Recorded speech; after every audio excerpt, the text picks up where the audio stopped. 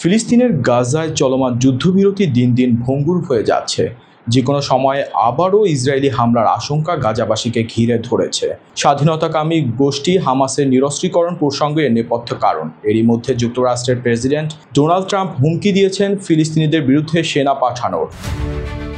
Donald Trump জানিয়েছেন, গাজায় হামাসের বিরুদ্ধে লড়তে মধ্যপ্রাচ্যের কিছু দেশ নিজেদের বাহিনী পাঠানোর প্রস্তাব দিয়েছে। সামাজিক যোগাযোগ মাধ্যম ট্রুথ সোশ্যালে স্থানীয় সময় মঙ্গলবার ট্রাম্প এমন দাবি করেন। তবে মধ্যপ্রাচ্যের কোন কোন দেশ ট্রাম্পকে গাজায় যাওয়ার প্রস্তাব দিয়েছে তা তিনি স্পষ্ট করেননি। কিন্তু ট্রাম্প এশিয়ার দেশ ইন্দোনেশিয়ার নাম বিশেষভাবে উল্লেখ করেন।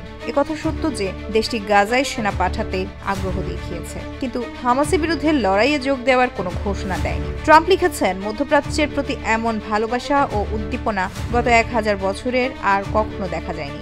এটি দেখার মতো এক অপূর্ব দৃশ্য। কিন্তু আমি এসব দেশকে এবং ইসরায়েলকে বলেছি, এখনই তা নয়। হামাস সঠিক কাজটি করবে, এখনো এমন আশা করা যায়। তারা যদি তা না করে তাহলে দ্রুত, ক্রুদ্ধ ও নির্মমভাবে হামাসের পতন হবে। মধ্যপ্রাচ্যের আশপাশের অঞ্চলের আমাদের এখনকার মহান মিত্ররা স্পষ্ট ও জোরালোভাবে বড় উৎসাহ নিয়ে আমাকে জানিয়েছেন তারা আমার অনুরোধে একটি শক্তিশালী বাহিনী নিয়ে গাজায় যাওয়ার সুযোগকে স্বাগত জানাবে। যদি তারা খারাপ আচরণ অব্যাহত রাখে এবং আমাদের সঙ্গে নিজেদের চুক্তি ভঙ্গ করে, তাহলে তারা হামাসকে মাটির সঙ্গে মিশিয়ে দেবেন। এদিকে হামাসের বিরুদ্ধে যুদ্ধবিরতি চুক্তি লঙ্ঘনের অভিযোগ তুলে রোববার গাজায় 153 টন বোমা বর্ষণ করেছে ইসরায়েলি সেনাবাহিনী। সোমবার ইসরায়েলের সংসদ নেসেটে এক বক্তৃতায় এ তথ্য জানিয়েছেন প্রধানমন্ত্রী বেনিয়ামিন নেতানিয়াহু।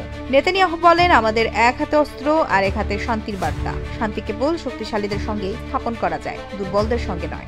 আজ ইসরায়েল আগের যে কোনো সময়ের চেয়ে শক্তিশালী। ইসরায়েলি সেনাবাহিনী জানিয়েছে, রোববার হামাসের হামলায় তাদের 2 সৈন্য নিহত হওয়ার পর গাজায় হামাসের একাধিক ঘাঁটি ও বিমান হামলা চালানো হয়।